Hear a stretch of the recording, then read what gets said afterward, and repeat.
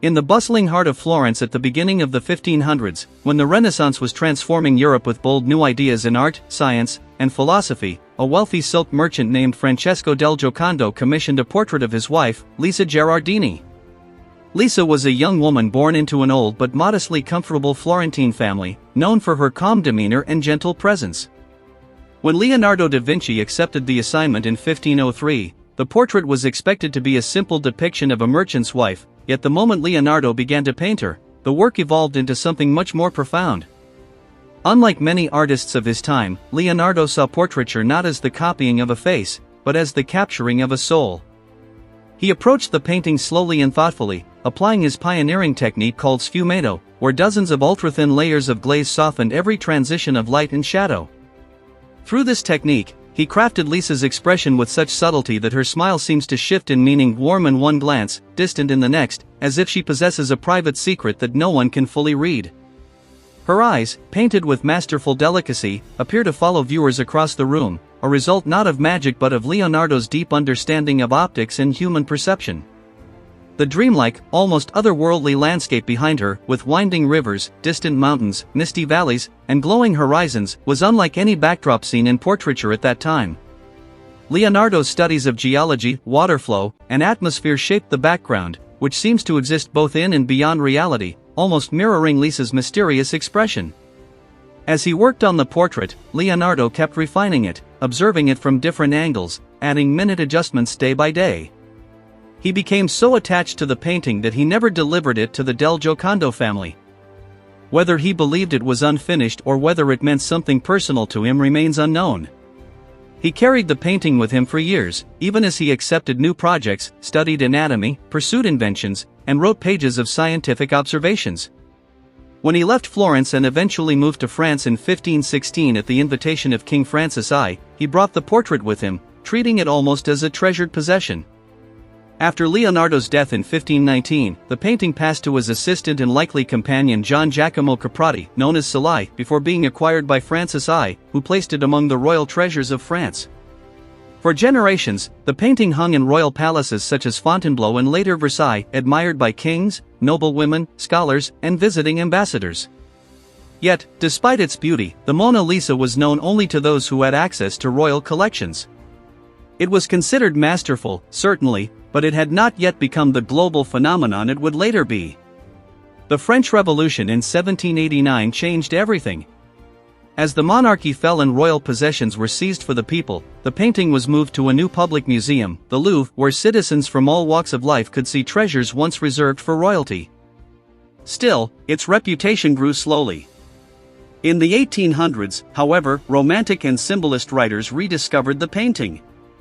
They wrote passionate, imaginative essays describing her as an immortal goddess, a dangerous enchantress, or a timeless mystery. These dramatic interpretations fascinated the public and elevated the Mona Lisa's status.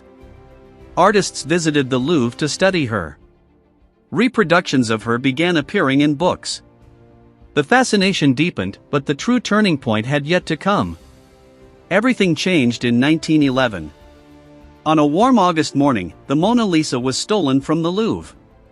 A museum employee named Vincenzo Peruggia, an Italian patriot who believed the painting belonged in Italy, hid inside the museum overnight, removed the portrait from its frame, and walked out carrying it under his coat.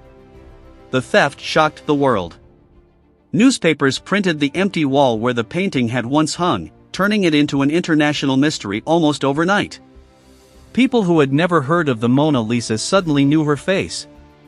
Poets, politicians, and even famous artists were pulled into the investigation. For a short time, Pablo Picasso and poet Guillaume Apollinaire were questioned.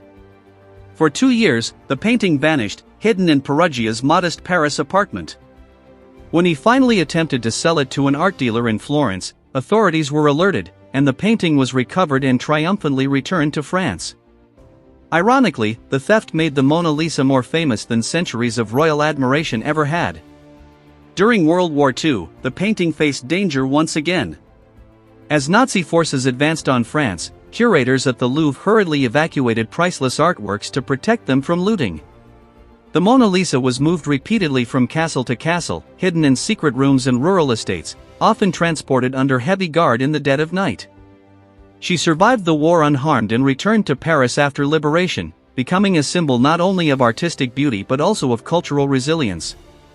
In the decades that followed, her fame spread further.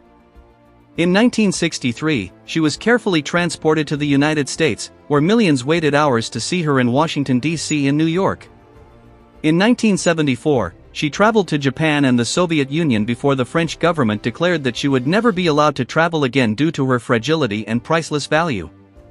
Scientific studies in the 20th and 21st centuries revealed new layers of understanding, literally and figuratively. Infrared scans and X-rays showed hidden sketches beneath the surface, slight changes Leonardo made to her expression, and the meticulous layering that gave her skin its lifelike softness. Yet the more science uncovered, the deeper the mystery seemed to grow. Her smile's shifting quality was found to be a result of Leonardo's blending techniques and the way the human eye interprets peripheral vision. The darkening of her colors over time came from aged varnish, not Leonardo's original palette. But even these discoveries only added to her legend, nothing diminished her aura.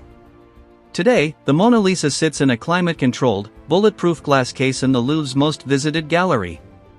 More than 10 million people each year stand before her, some moved by her silent presence, others taking quick photos, still others trying to understand the centuries of fascination.